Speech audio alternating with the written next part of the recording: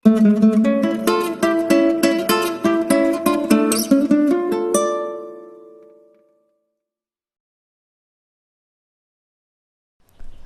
Students, আশা করি তোমরা সবাই খুব ভালো আছো। আজকের ক্লাসে আমরা ক্লাস 12-এর জীবের জনন যে চ্যাপ্টারটা আমাদের পড়া হচ্ছিল সেই চ্যাপ্টারটাই কন্টিনিউ করব।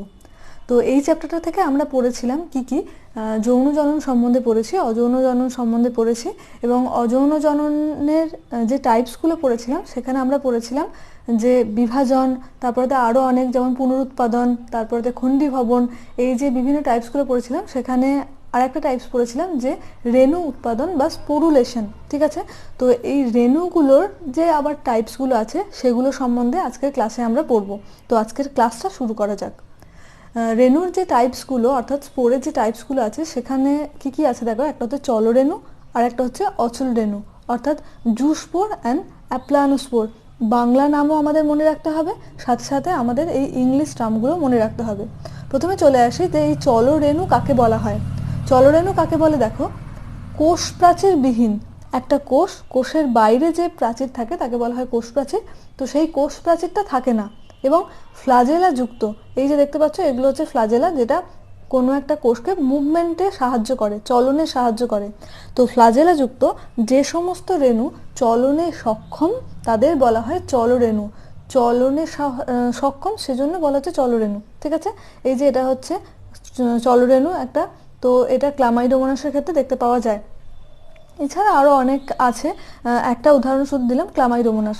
আর একটা জিনিস সেটা হচ্ছে এই চলরেণু কাকে বলে, এটা তোমাদের 2017 সালে বোর্ড এক্সামে পড়েছিল, এইচএসে 2017 সালে এইচএস এক্সামে পড়েছিল। তাই এই জিনিসগুলো একটুখানি পড়ে নেওয়াটা দরকার। তো কিছুই তো নয়, সোজা। তো চলরেণু কাকে বলে আমরা দেখলাম, এরপর আমরা দেখি যে অচল রেণু কাকে বলা হয়।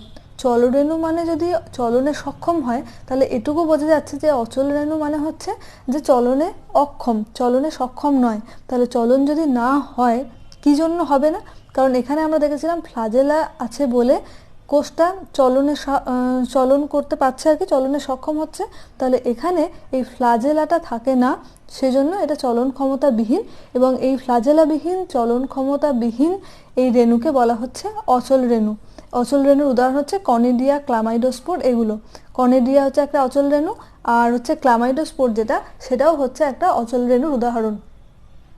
এরপর আমরা চলে আসি কনিডিয়া বা কনিডিওস্পোর কাকে বলা হয়। দেখো কাকে বলে, অযৌন জননে অংশগ্রহণকারী যেসব অচল রেণু, এটা অচল রেণুর মধ্যেই আমরা দেখলাম যে কনিডিয়া, ক্লামাইডোস্পোর এগুলো। তাহলে অযৌন জননে অংশগ্রহণকারী যেসব অচল রেণু ছত্রাকের অনুসূত্রের অগ্রভাগে, ছত্রাক বা ফাঞ্জাই যেটা, সেটার যে সরু সুতোর মতো অংশগুলো অনুসূত্রের অগ্রভাগে বহির্জনিষ্ণুভাবে অর্থাৎ বাইরের দিকে সৃষ্টি হয় তাদের বলা হচ্ছে কনিডিয়া। ঠিক আছে, এই যে দেখতে পাচ্ছ একটা ছত্রাকের বডি, এটার বাইরের দিকে এরকম করে যে স্পোরগুলো উৎপন্ন হচ্ছে তাকে বলা হচ্ছে কনিডিয়া। আর অনুসূত্রের যে শাখায় এই কনিডিয়াটা উৎপন্ন হচ্ছে, এই যে শাখায় উৎপন্ন হচ্ছে তাকে বলা হচ্ছে কনিডিওফোর।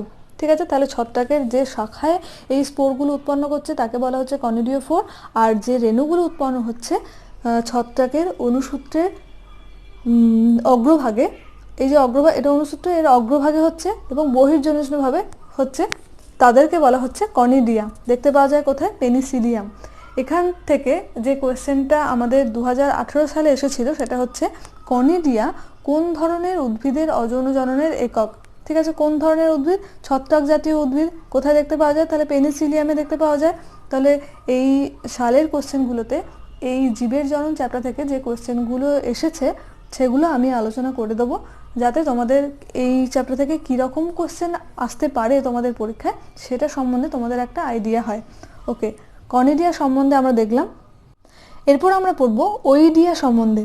কয়েকটি ছত্রাকের অনুসূত্রগুলি ছোট ছোট খণ্ডকে বিভক্ত হয়। এই যে দেখো অনুসূত্রগুলো ছোট ছোট, এরকম অনুসূত্রগুলো যেগুলো ছিল সেগুলোই খণ্ড খণ্ড বিভক্ত হয়েছে।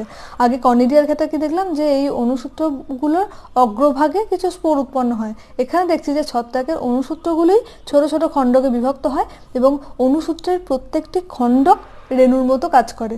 অর্থাৎ প্রতিটি খণ্ডক থেকে নতুন অপত্যজীব সৃষ্টি হয়, এই খণ্ডকগুলিকে বলা হচ্ছে ওইডিয়া। তাহলে কি বললাম, এখানে ছত্রাকের যে অনুসূত্রগুলো আছে সেগুলোই ছোট ছোট খণ্ডে বিভক্ত হয়ে এক একটা রেণু সৃষ্টি করে এবং সেখান থেকে অপত্যজীব সৃষ্টি হয়। তো এই খণ্ডকগুলিকেই বলা হচ্ছে ওইডিয়া। ঠিক আছে, এদের কোষপ্রাচীর পাতলা এবং সঞ্চিত খাদ্য না থাকায় এরা প্রতিকূল পরিবেশে বেঁচে থাকতে পারে না। তাহলে এই হচ্ছে ওইডিয়া সম্বন্ধে আমরা জানলাম। এরপর আমরা দেখি যে ক্ল্যামাইডো রেণু কাকে বলা হয়। দেখো, প্রতিকূল পরিবেশে অনেক ছত্রাকের কোষ খাদ্য সঞ্চয়ের ফলে আয়তনে বৃদ্ধি পাচ্ছে।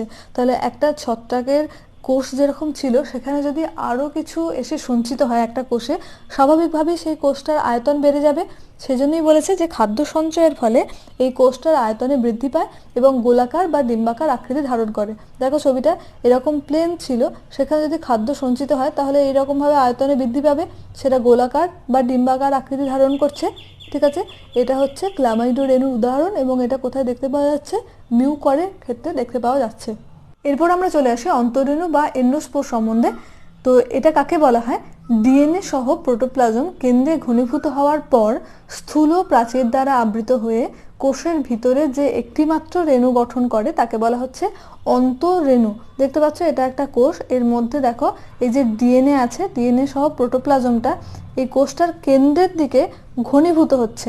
ঠিক আছে, এই যে এরকম ছোট অংশে পরিণত হচ্ছে, দিয়ে কি হচ্ছে, ঘনীভূত হওয়ার পর এর চারপাশে দেখো স্থূল প্রাচীর একটা এরকম আবৃত হয়ে এই কোষের ভিতরে যে একটিমাত্র রেণু উৎপন্ন করছে, কোষের ভিতরে হচ্ছে, সেজন্য এন্ডোস্পোর। বাইরে হলে সেটা এক্সো হতো, ভিতরে হলে এন্ডো। ঠিক আছে, তাহলে এই যে দেখতে পাচ্ছ এটা হচ্ছে একটা, এই পুরোটা হচ্ছে কোষ, কোষের ভিতরে এরকম ডিএনএ প্রোটোপ্লাজম এগুলো সহ যে এর বাইরে যে স্থূল প্রাচীরযুক্ত দেখতে পাচ্ছ এটা হচ্ছে আউটার মেমব্রেন, এটা হচ্ছে ইনার মেমব্রেন, এগুলো সহ যে একটা রেণু গঠন করে তাকে বলা হচ্ছে অন্তঃরেণু। কোথায় দেখতে পাওয়া যায়, ব্যাকটেরিয়া ডার্মোকার্পা নামক এককোষী শৈবালের ক্ষেত্রে এই অন্তঃরেণু দেখতে পাওয়া যায়।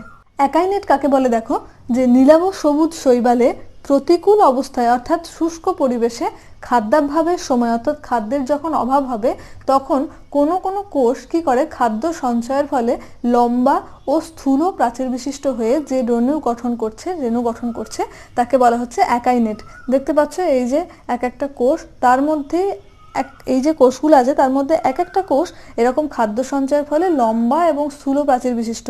আগে আমরা কি দেখলাম, যে ক্লামাইডো রেণুর ক্ষেত্রে আমরা দেখলাম যে এক একটা কোষ এরকম খাদ্য সঞ্চয়ের ফলে আয়তনে বৃদ্ধি পাচ্ছে, দিয়ে গোলাকার বা ডিম্বাকার আকৃতি ধারণ করছে, সেটাকে বলেছিলাম ক্লামাইডো রেণু। কোথায় দেখতে পাওয়া যায় বললাম, মিউকরের ক্ষেত্রে। আর এখানে দেখছি একাইনেট, এটা হচ্ছে নীলাভ সবুজ শৈবালে দেখতে পাওয়া যায়। ঠিক আছে, এবং এটা কি হয়, এরকম খাদ্য সঞ্চয়ের ফলে কখন খাদ্য সঞ্চয় করবে, যখন প্রতিকূল পরিবেশ, যখন অনুকূল পরিবেশ হবে তখন তো তার কোনো দরকার নেই, যখন প্রতিকূল পরিবেশ হবে তখন যাতে খাদ্যের অভাব না হয় সেজন্য এরকম খাদ্য সঞ্চয় করে রাখে। দিয়ে একটা বললাম আগে যে একটা কোষের মধ্যে যদি আরও কিছু জিনিস সঞ্চিত হয় তাহলে কোষের আকারটা অবশ্যই বাড়বে। তো এখানে বলেছে যে কোষটা লম্বা এবং স্থূল প্রাচীর বিশিষ্ট হয়ে যে রেণু গঠন করে তাকে বলা হচ্ছে একাইনেট। দেখতে পাওয়া যায় কোথায়, নষ্টকের ক্ষেত্রে। আজকের ক্লাসে আমরা চলরেণু, অচল রেণু কাকে বলে, অচল রেণুর মধ্যে যেগুলো ছিল কনিডিয়া, ক্লামাইডোস্পোর, অন্তঃরেণু, ওইডিয়া, একাইনেট, এগুলো কাকে বলে সেগুলো সম্বন্ধে আমরা জানলাম। এবং এইটুকুর মধ্যে অর্থাৎ এই চলরেণু অচল রেণুর মধ্যে আজকের ক্লাসটা থেকে যে যে কোশ্চেনগুলো আমাদের বিগত বছরের এইচএসের পরীক্ষায় এসেছে সেগুলো সম্বন্ধেও আমি তোমাদের বললাম। তো এইটুকুর মধ্যে যদি তোমাদের কিছু বুঝতে অসুবিধা হয় তাহলে তোমরা অবশ্যই আমাকে কমেন্ট করে জানিও, এবং যদি তোমাদের ক্লাসটা ভালো লেগে থাকে তাহলেও তোমরা আমাকে কমেন্ট করে জানাতে পারো। যারা আজকে এই চ্যানেলটা প্রথমবার দেখছো তাদেরকে বলি চ্যানেলটা সাবস্ক্রাইব করো এবং আরও অনেক প্লেলিস্ট ধরে ধরে তোমরা এই ভিডিওগুলো দেখো। আরও অনেক ভিডিও এই স্টাডিমেটে আছে, বায়োলজি স্টাডিমেটে আছে, সেগুলো তোমরা দেখো। যদি ভালো লেগে থাকে তোমরা অবশ্যই আমাকে জানাতে পারো, এবং তোমাদের নতুন যারা দেখছো আজকে তাদেরকে বলি তোমাদেরও যদি অন্য ক্লাস থেকে কিছু বুঝতে অসুবিধা হয় তাহলে তোমরা আমাকে কমেন্ট করে জানাতে পারো। এবং আমাদের টেলিগ্রাম চ্যানেল আছে যার লিঙ্ক প্রতিটা ভিডিওর ডেসক্রিপশন বক্সে দেওয়া থাকে, তোমরা সেই লিঙ্কের মাধ্যমে টেলিগ্রাম চ্যানেলে জয়েন হতে পারো এবং আমার সঙ্গে সরাসরি যোগাযোগ করতে পারো। ঠিক আছে, তো এই কোভিড পরিস্থিতিতে তোমরা অনেকেই বাইরে গিয়ে টিউশন পড়তে পারছো না, স্কুল যেতে পারছো না, এর মতো পরিস্থিতিতে যদি তোমাদের কিছু বুঝতে অসুবিধা হয় তোমরা আমাকে সেটা টেলিগ্রামে জানাতে পারো। আমি যতটা পারবো তোমাদের সেই অসুবিধাগুলো দূর করার চেষ্টা করব। ঠিক আছে? তো বেশ, আজকের ক্লাসটা এই পর্যন্তই। সবাই খুব ভালো থেকো। ঠিক আছে, দেখা হবে পরের ক্লাসে। সবাই খুব ভালো থেকো।